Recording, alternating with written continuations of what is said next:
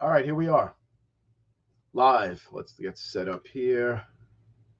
Can you hear me? Yeah, I think that's good. See what we got. All right, folks, we are live. It is Saturday. Of course, it's Saturday, 12 noon Eastern Time. It is May 23rd. Wow. And this is lockdown day 68. I mean, this is crazy. We went to lockdown here on Long Island March 16th. So here we are, day 68. I mean, every week when it's time to like do the promo for the show, I keep figuring, that was the last show, that was the last show, that was the last show. And then here we are again, another week. Wow, we're just continuing to plow along here. So what I'm supposed to do on Corona Chronicles, the concept here is that I just want to highlight what's good, like what's going on. All right, yeah, we're in lockdown. Lots of people are in much worse conditions than what I'm in right now, and most of us that are viewing right now. So I'm going to try to keep it positive, try to talk about what's good, what's going on, what's the bright side of the world right now. And you know what? I know what's good. So last night, I don't know if any of you guys got to tune in or not, but last night was the official unveiling of the Villa Morizio 2020 Beer of the Summer. It's the official beer of the summer. It's a contest I run every year. Take nominations from friends and family, and I taste test, and then I select the one beer that's always going to be stocked here at the pool at Villa Morizio. There's some rules to it. Got to come in a can. It's got to be less than $2 a beer because that gets expensive the way people drink around here. It's got to be able to be locally sourced, which was a major challenge this year. I got 5 or 6 craft beer nominations, which they sounded like fantastic beers. Would have loved to try them, but if I can't source them and get them locally, then obviously they can't be the official beer of the Villa because I'm not going to be mail ordering my beer for guests. So in case you missed it, I'm just going to go ahead and I'm going to show you the short winner video. So stay with me, and here we go.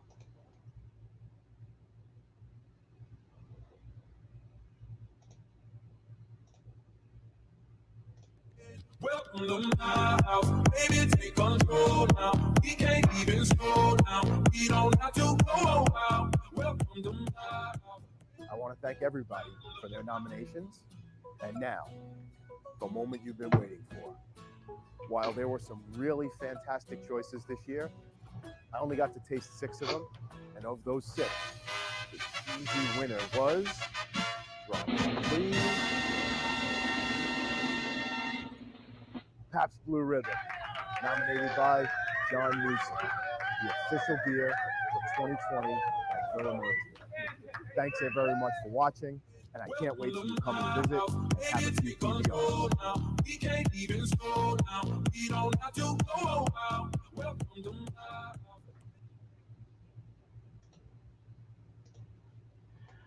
All right. Hope you enjoyed that. Pabst Blue Ribbon, our big winner. That's going to be our official beer this entire summer. That was a short clip from about 8 minutes of a video that I put together over the course of the last few weeks, trying and testing all the beers that were nominated. I had two awesome guys join me last night on the live broadcast, and we did a play-by-play. John Newsom is watching right now. Hey, John Newsom. He is, excuse me, the Marine Corps brother that nominated Pabst Blue Ribbon. And congratulations, John. You nominated the official beer of the summer here at the Villa. And beer's on me next time we're allowed to see each other. So I had 2 awesome veterans on the air with me last night. And I think it would be a good time right now, being that it's, Saturday of Memorial Day weekend. I just want to do like a little public service announcement here. So as you all know, I'm a Marine Corps veteran. Lots of my friends are veterans and still some active duty folks. I want to save all of you from maybe just a little bit of embarrassment this weekend, because I know you all you all mean well, and everybody, we're so blessed that everybody loves their veterans and thinks about us and treats us well. And we really appreciate you. I just want to remind you that Veterans Day is, it's a day of mourning. So Monday is actually a day to honor those U.S. service members who have fallen and it didn't get to return to their families. And they paid the ultimate price for our freedom, well, or lack thereof right now during lockdown over here. But this day is really to honor and celebrate. So while you can celebrate the weekend and celebrate and be happy with your friends and family, which is what those veterans who made the ultimate sacrifice wanted for you, generally not appropriate to call it a happy Memorial Day. Just, little faux pas there. Don't want anybody to embarrass themselves over the weekend. I give this same public service announcement every year just to try to help everybody, I guess, do etiquette, veteran etiquette. All right, so that's Memorial Day. Fantastic. What else is good? What's going on? I see, who else? We have, all right, so Matt Petrillo, yeah, he's always on. Maddie's asking about Meisterbrow. You know what? Meisterbrow didn't make the list this year. Man, I remember that stuff from back in the day. Maybe that's your nominee next year. Who else is here? Jody Kalb's here. Seth Blau's here. Hey, Seth Blau is involved in our school board here in Oceanside. So here's some news. So we found out this week that, as you know, my daughter Ava is supposed to graduate from elementary school, 6th grade. And unfortunately, with everything that's going on, we're not returning to school. So we found out this week that they're going to do a drive-by graduation ceremony. So the principal, Dr. Zingari, is going to pre-record his speech, and I believe the teachers are going to record the announcements of all the names, and we're going to be able to see that video. But then they're all going to line up outside the school, and the entire graduating class is going to have a set time where we can drive by and I guess wave goodbye to the teachers, and I'm sure they're going to have some nice things to say to each student and congratulate them on the way. I think you guys have all seen my Tip Tuesday video about improvise, adapt, and overcome. We're dealing with what we can deal with right now, and that's it. Drive-by graduation. I guess that's the way we're going to do it. And, it's better than nothing. And, I hope everybody, celebrates the students for the hard work that they've done. It's 6th grade. I know it's elementary school. It doesn't sound fantastic. And I understand that some folks have graduating high school seniors or even college graduates that didn't get to walk with a cap and gown. But you know what? Elementary school graduation, it's the first graduation in your life that you actually did something and worked for and knew that it was coming. It's not like your kindergarten, moving up ceremony or something. So I'm sure the kids are definitely disappointed. Ava's definitely upset about it. But you know what? We're going to make the best of it.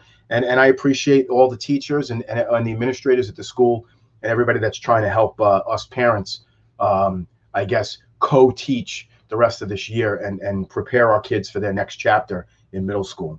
So just wanted to touch on that. That's one of the highlights of the week. What else? You know what? I've been getting this question lately. And again, I started to talk about this in the, yes, Seth, definitely everybody trying to do the best they can. And we appreciate you guys and the school board and the administrators and everybody there. We definitely appreciate it. So people have been asking me this question lately. Oh, that's funny. I just got a comment on LinkedIn. Ready? Here we go. Some LinkedIn user just said, I'm going to start calling you Mr. Live. I don't know who that is, but all right. So I'll be Mr. Live. I'll take that. If that's not reserved, I'll take it. So people have been asking me, hey, what's the story? I mean, what are you doing Corona Chronicles for? And I touched on it in the open. Basically, it was in the beginning, it was like I couldn't believe we were locked down. And I was a little angry the first couple of weeks.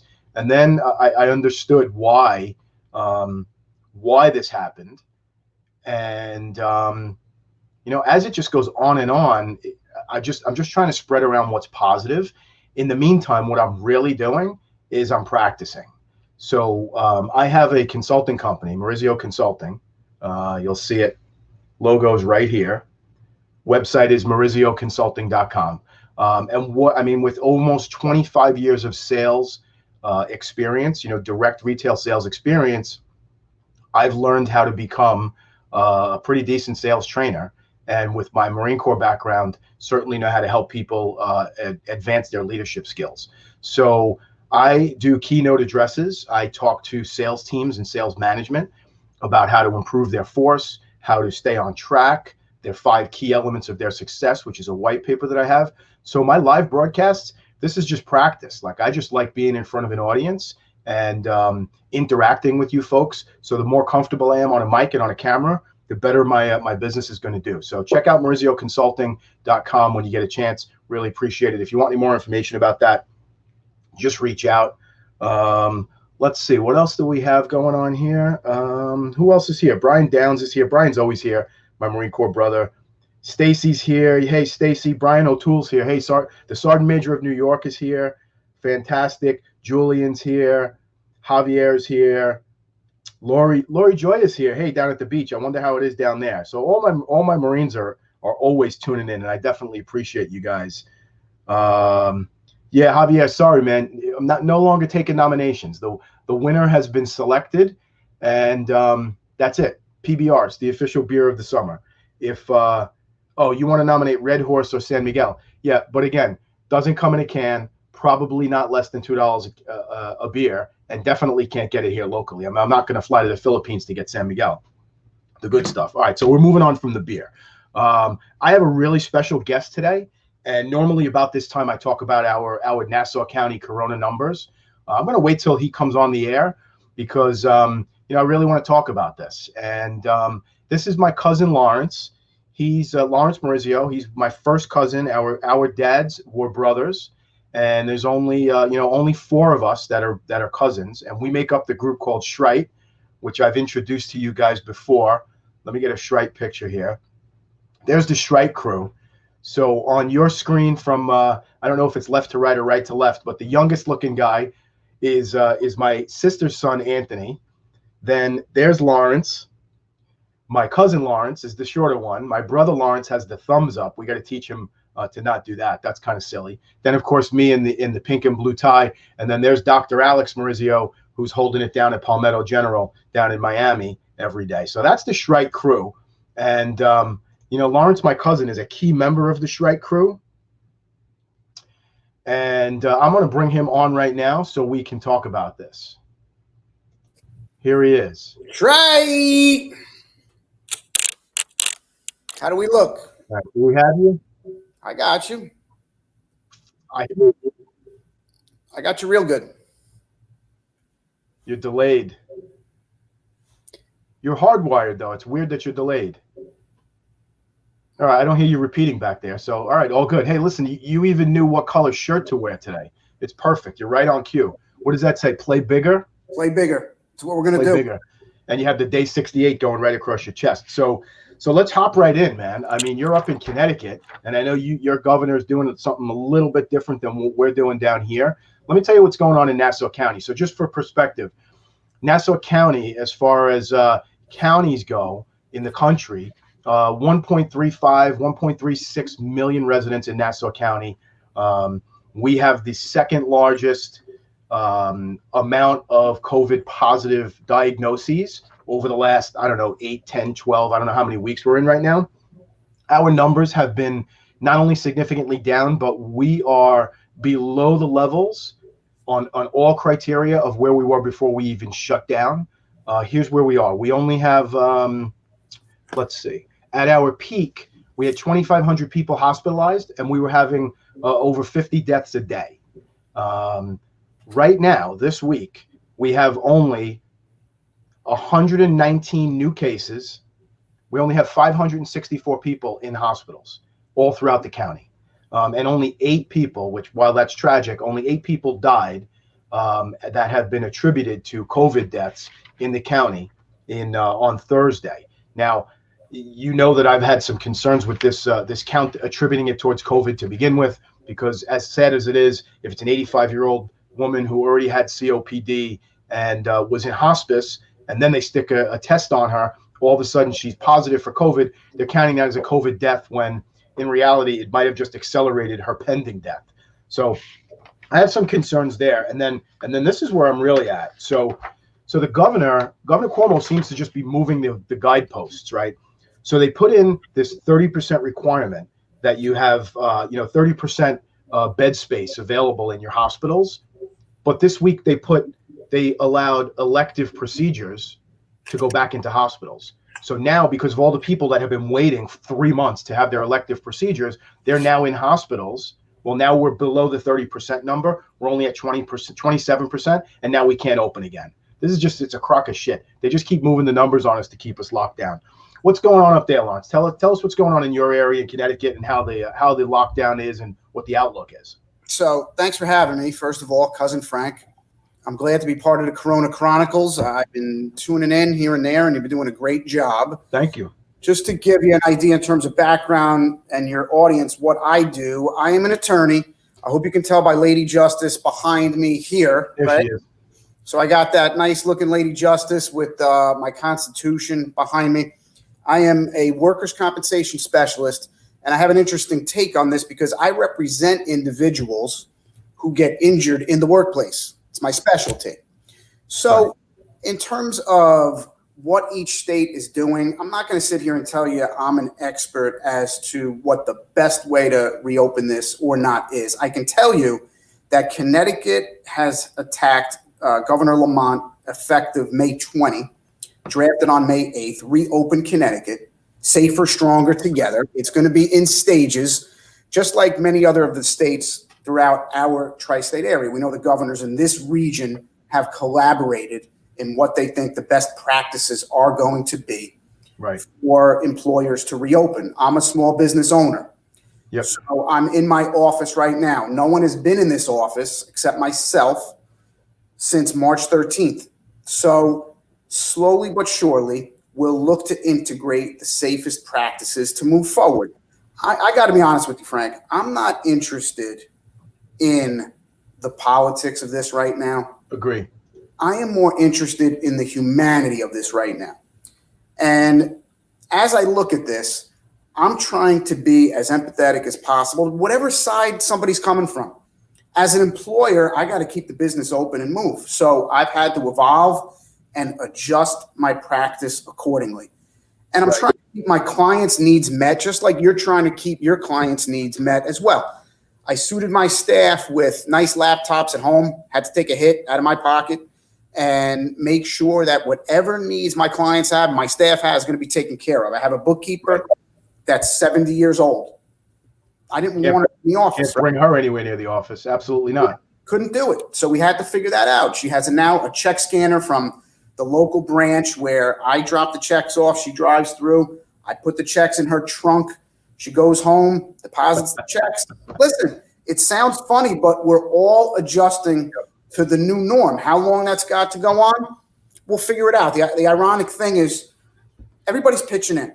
My bookkeeper retired right before this all went down. I made a new hire.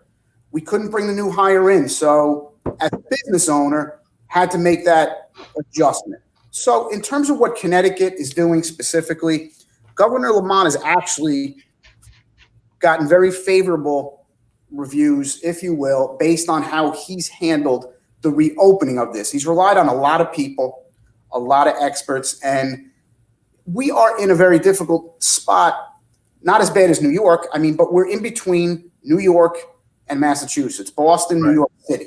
Here's where we're at. So I think he's analyzed this with his people to figure out what the best play is going to be. And our numbers on the eastern part of the state are de minimis compared to where we are, closer to New York City. So very similar to how I would think this northern part of New York State is looking at this. What's been going on up there? New York City. But let's look at it this way, Frank. It's been 2 months. We have a global situation that now we're focused on domestically. Let's give some real thanks and praise to the people of New York City, the people of New York, the people of Connecticut. A vast majority of people, regardless of where you fall on the spectrum, have respected where we are. No doubt. Regardless of whether we think of the numbers, what they are, or what the numbers even mean. Yep. I can't even watch the news or the numbers. I can't even do it. I'm just trying to go station to station, make sure I work hard during the day, get home at night to my family. We have a nice meal together. We slow it down, and then we figure out what's next, right? How have you guys been? I've watched your show, and it's funny. I have a lot of connections to Long Island, okay? SHRIGHT crew on Long Island, your brother, you're there with your families. You got your fantasy football crew out east too. My fantasy football crew, I go to East Mauritius, okay? Yeah. You know, a good buddy of mine's got half East Mauritius taken care of. Where we go and we have this fantasy draft. We get on the ferry from Bridgeport. We cruise into Port Jefferson. We have a great day. But I will say a huge majority of my Long Island guys, let's just say they have a certain slant. Perhaps they would enjoy the Chronicles, if you know what I mean. I got guys in Sayville who work at within the school system. I got guys in Middle Island. I mean, they have the same take. They want to get back to work. They want to take care of their families. Well, I mean, look, it's America, right? So America wasn't built on sitting home and getting government assistance. America was built on, strapping up your boots and getting out there and doing what you got to do. Spanish flu, go to work. 9/11, go to work. Stock market's bad, go to work. This is just, this is unprecedented for us to be told that we can't, for the most part, go to work. And I can understand the frustration. I mean, I'm trying to highlight the good things. And you mentioned something really good, right? So you're doing your work days, you're respecting your employees, which, shows great leadership and great loyalty on your part, because loyalty starts at the top, not at the bottom. And you're getting home, you're having meals with the family, which I imagine is a really cherished time right now, right? Because your oldest, well, she just graduated high school, I guess in a drive-by or in a flyby or in a wave-by, and she's off to college in the fall. So, you got a good 2 months of family dinners, and you seem to be getting thinner though, while I'm gaining most of the COVID-19 pounds. You seem to be going in the other direction. So how are you managing delicious dinners at home with the whole family and still not, piling the pounds on like I am? You and I have lived a lifetime of probably trading pounds. I inspire you. You inspire me. I mean, I look at, when you get into Marine Corps gear, I look down and say, uh-oh, here goes stick. I got to get to work. So, it's probably just a period of time right now where whether it's panic mode, getting in shape, and I'm usually going in between courthouses or commissions. Mm-hmm. And, I'm grabbing a bagel. I enjoy a turkey club. Maybe I'll work out a couple of times a week. I really haven't gotten my mind around getting out to the drive-through and going through the typical dietary process that I do. I go to Gaetano's. I'll have a turkey and roast beef with that nice fresh cut provolone. Now, I'm not talking provolone. I'm talking the chunks where my guy says, you want a couple extra? Boom, put them right on top with the balsamic. Right in there. So I'm used to that lifestyle. I tell you, I probably have dropped around 15 pounds, and I've worked out not incredibly intensively, but enough to get me with the dietary changes in a better spot. And I think awesome. As your wife cuts down your plate going forward, we'll match up back again. Yeah, just before I came on the air, I ran upstairs and I had a piece of I had a hunk of semolina bread and butter. I did break down and go to the bagel store today, and we had some bagels in the morning for the kids. Yeah. The bagels aren't as easily accessible as they used to be. We got a long line just to get through the drive-through, but it's pretty good with the bad. I mean, you mentioned my daughter is graduating high school. They just had their senior day online yesterday with their softball team, and very mixed emotions because we wish they would have been out there on the field to finish this thing off. The flip side is you look at the kids today. I mean, Frank, we grew up in a little different environment in our schools, I'm sure. I mean, you went to Zavarian. I went to Christian Brothers Academy. I mean, we were good kids. Maybe we weren't great kids. I don't know about that. I look at these kids today in general, and they're really amazing young people that contribute to society, contribute to their groups of who they're with socially. And I watched this thing online yesterday. I was in tears, and I wouldn't have had that emotion probably if we just went through the normal course of things. And how they have adapted has been one of the most impressive things that I've seen. And I'll give you another example of that. I am a civics education freak. I love to get in there, and I'm usually in the schools teaching kids. I take the Constitution, Lady Justice. I got my tricorn hat. I've seen you with the tricorn hat, teaching constitutional concepts to kids. I've definitely seen it. You did an online Zoom, as a matter of fact, just a couple of weeks ago. I did one for a couple of schools this year online. One of them I just did down in Norwalk. A great attorney friend of mine is very active in her school, and her son is an 8th grader this year. So we put on, it's a great topic this year. It's the 100th year anniversary of women's suffrage. So Law Day this year was May 1st. So we had a Zoom conference, about 100 kids on the chat. And normally I would have been in the school. We would have had some fun, some participation, running up and down the aisles with the flags. And this year we did the Zoom conference. It was just as fun. We had a little break for TikTok. I mean, the group was a little quiet until I brought up, does anybody know TikTok? I think more of them knew about TikTok than Susan B. Anthony. I mean, that's okay. Yeah. We were educated on both. We educated each other on both, and we got through it. But the young people have really done a great job adapting. And let's hope that going forward, they will continue to lead us through whatever is in front of us. I have great hope in that, seeing what I've seen the last 6 months. Yep, I agree. I mean, I think TikTok's probably the only platform I haven't jumped on yet. I see my daughter on it, and to be honest with you, when I start flipping through it, like I lose an hour just flipping through it. It's so interesting. Just so many like diverse kinds of videos and different kinds of people that are going on display on TikTok.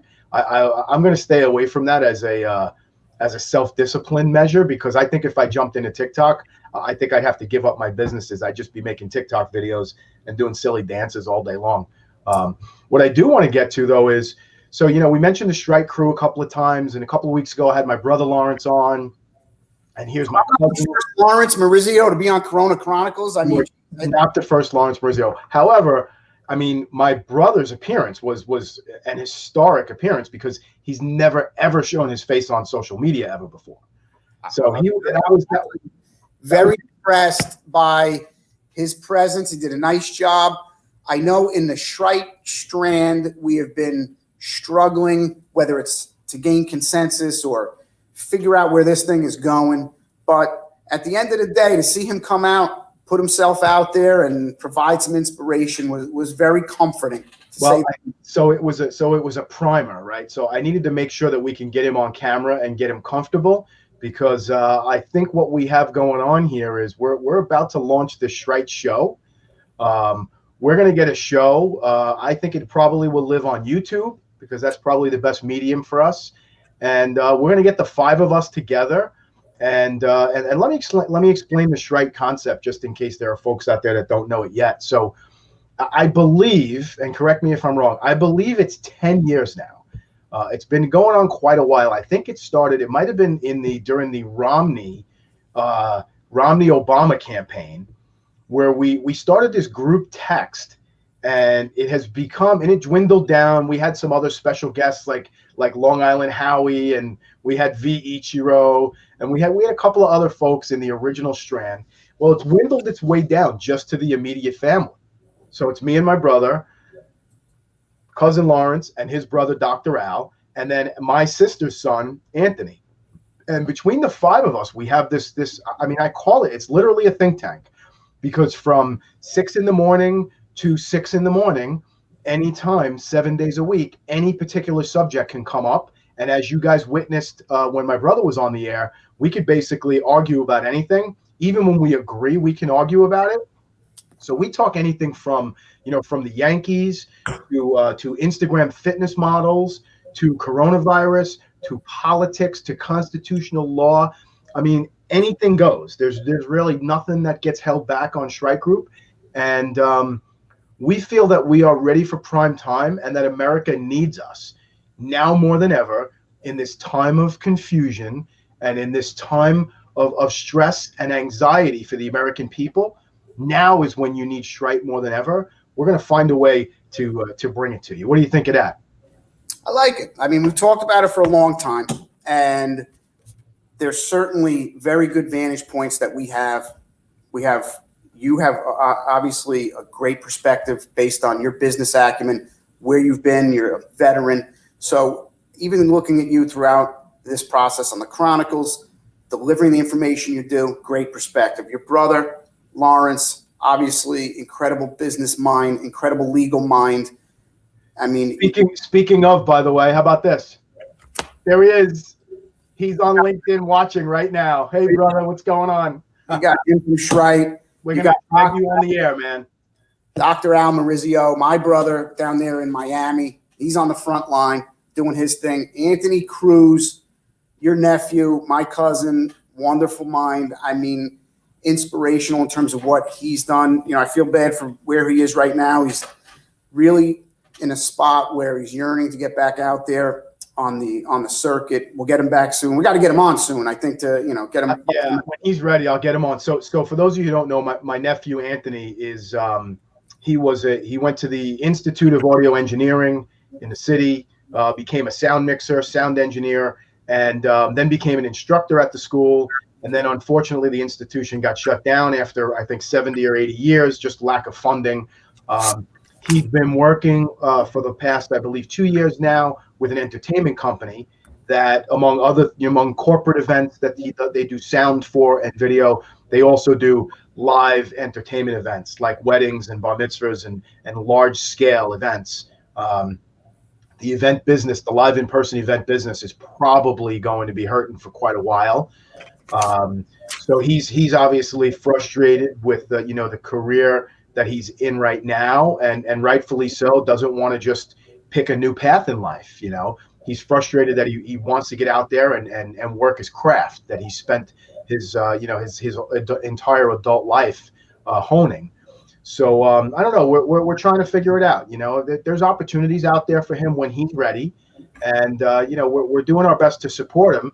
And I do want to get him on the air because he gives us great perspective. Great perspective. I mean, AC, a little younger perspective in there, and he really gives us great balance. But, you know, you mentioned it's a time of confusion and angst. I really think that as a unit, yourself included, myself, we also have a responsibility as leaders to see past this. We're always going to have challenges. I think during these times, challenges always bring opportunity. And I think Anthony often with that. I mean, he's got a great mind. He's got great skill sets. So I have confidence as time goes on, we get through this initial period, those opportunities are going to be there. And individuals who have that growth mindset are going to flourish. You know, it's funny. I think you and I might have talked about it. Did you catch the end of that Last Dance with Michael Jordan? Of course.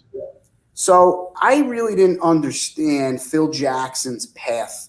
And it was an incredible path. And he really, as Knicks fans, that was a very hurtful 10 sessions. Okay. So that was torture. Even putting that behind, I really looked at Phil Jackson and he had this one line. It stuck with me. You are only a success at the time you are performing a successful act.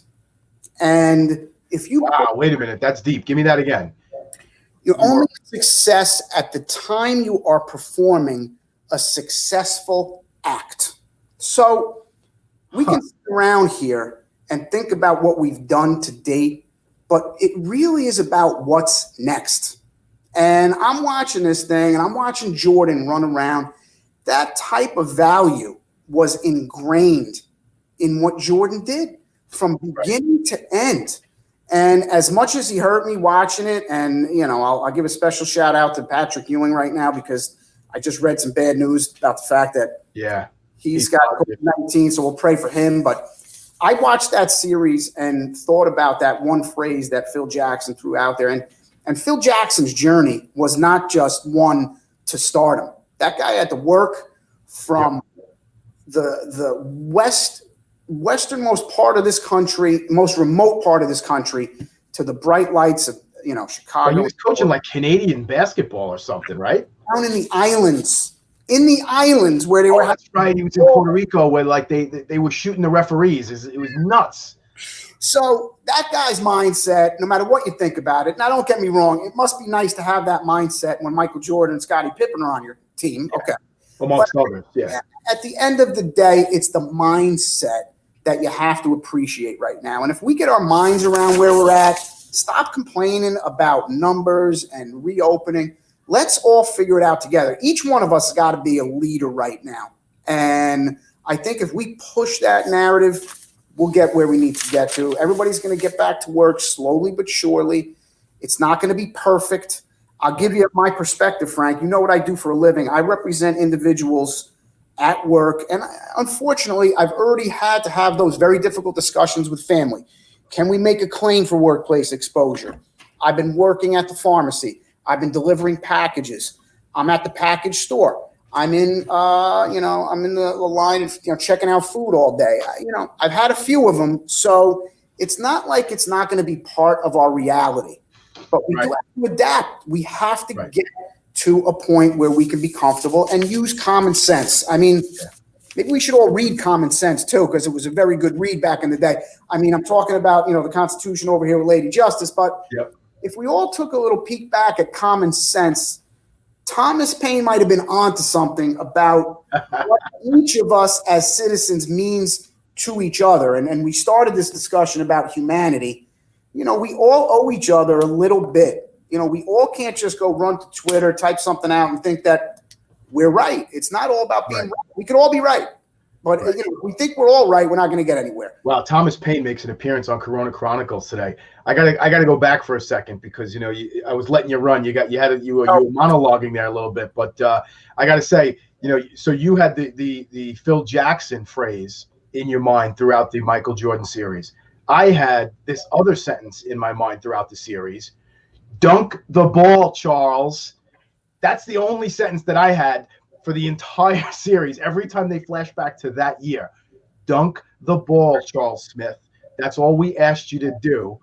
And he was in my office about a year and a half ago at my insurance practice. We work with lots of professional athletes. He was in my office. He was in one of the glass conference rooms. And my CEO, he motioned to come in. I said hello, shook his hand. Guy has tremendous hands, by the way. And as I was walking out the door and I was sufficiently far enough away from him, I turned and I was like, "Dunk the ball, Charles." He's like, if I had a nickel for every asshole that said that to me, I'd be really rich right now. I watched that series. It was an amazing time for the NBA. I have to admit, I really haven't been up to date in the current status of the NBA, but once that team kind of died out, even after Jordan left, I think my interest waned in the Knicks. And you really reflect back on how wonderful basketball and the NBA was at that point. All these teams. Yeah, not anymore. I didn't even remember how good the Pacers were, how good the Jazz were. Karl Malone, John Stockton, just an amazing run. The Blazers. I mean, you had some teams, the Pistons back then. I mean, I'm watching it with my son who's 16, and he's saying to me, "Dad, it was really like that? Like the Pistons really walked off the court? Bill Laimbeer really just punched Scottie Pippen across the face and didn't get thrown out of the game?" No, of course not. It was basketball back then. Not this crap that they do now where it's just three-point land, no more defense. Hey, guess what? Brian Driscoll's out there, my buddy Brian. He was my guest last week. Brian, good to see you, man. Hey, cousin Frankie Marino's out there, Law. Cousin Frank, God bless. Frankie Marino watching right now. Cousin Phil Morizio watching out there right now, North Shore, Long Island. Phil, let me know in the comments. Cafe Al Dente, Oyster Bay. I believe you're open. Phil Morizio, we're talking the progeny of the boxer Phil Morizio, right? That's son of Phil the boxer. Son of Phil the boxer. His old man used to be at my house back in 87 Green Road in Old Bridge. We set up Greenwood Road. I remember that place. Set up a little boxing, situation down in our basement, and Phil was the inspiration. So now, actually, this Christmas, I bought my kids speed bag, heavy bag. I'm not going to say I don't partake in it a little bit, but that's the inspiration for the Morizio boxing run. So cousin Phil's out there. So if you're on the North Shore, if you're out in Oyster Bay, Cafe Al Dente, go take out amazing Italian food. Hey, Randy Piers is out there. My good friend Randy, longtime friend, current president of the Brooklyn Chamber of Commerce. Randy, I've been following everything that the chamber has been doing for your businesses in Brooklyn. I mean, listen, I know you're a longtime pal, and I've always respected everything that you've done. What the leadership that you're showing right now for your constituency, for your membership, is just second to none. I don't know of a Chamber of Commerce anywhere in the country that is doing more for their members than right now. So, Randy, on behalf of all the Brooklyn businesses, many of whom are really struggling right now, I'll give you my heartfelt thank you. Appreciate you. Let's see. Cousin Phil is saying, yeah, my father was a professional fighter and he's an amateur lover. Phil, my brother Lawrence is also on. He's on the LinkedIn feed, so you can't see him. He just said that my brother Lawrence is saying that we got to get Phil on the show also. So, guys, let me ask you this. So now that you guys have heard the SHRIGHT concept, you've seen 3 out of the 5. Actually, you've seen 4 out of the 5 SHRIGHT people on the air. What do you guys think about getting us a show? If you want to see a SHRIGHT show, I want you to put SHRIGHT in the comments right now. Just write the word SHRIGHT, and it sounds exactly like it is. It's spelled SHRIGHT. It's actually, there should be an apostrophe in there somewhere because it's a combination word of that's right, and we've just kind of shortened it over the years. So we're going to make that happen. SHRIGHT's coming to a handheld device and or a TV monitor coming soon. I like it. Well, I think we're at about 40 minutes, and this is pretty much the longest show I've ever done. I don't want to oversaturate the marketplace. I know how it's raining out here on Long Island. And it's pretty crappy thunderstorm going on. So I think I'm going to bid you and my audience a happy day, and hopefully you get through the rain. Don't forget, guys, on Monday, Memorial Day, I want you to tip a glass to those who went before us and made the ultimate sacrifice for our freedom. I'm going to shout out 2 of my Marine Corps brothers who are no longer with us right now. Tom Simpers, who was the scribe in my boot camp platoon. Rest in peace, my brother Tom, and Charles Medlock. And Charles Medlock in particular was a Marine I served with. Great man. I served with him in Iwakuni, Japan. And after retiring from an illustrious and very successful career in the Marine Corps, Charles is one of those people that took his own life. So remember, in addition to veterans out there, there are people that are suffering right now. And, let's just be kind to our neighbors. And I think together, like you were saying before, Law, if we pull together, we can come out of this. It's great. It was a great conversation, Frank. And thank you for having me. I do echo your sentiments. It is Memorial Day weekend, and really want to honor those that have honored us. So thank you. All right, everybody. Hope you all have a great day. That's all for us. SHRIGHT. See you next week. Maybe we won't be on lockdown, but I'll see you next week no matter what. Thank you.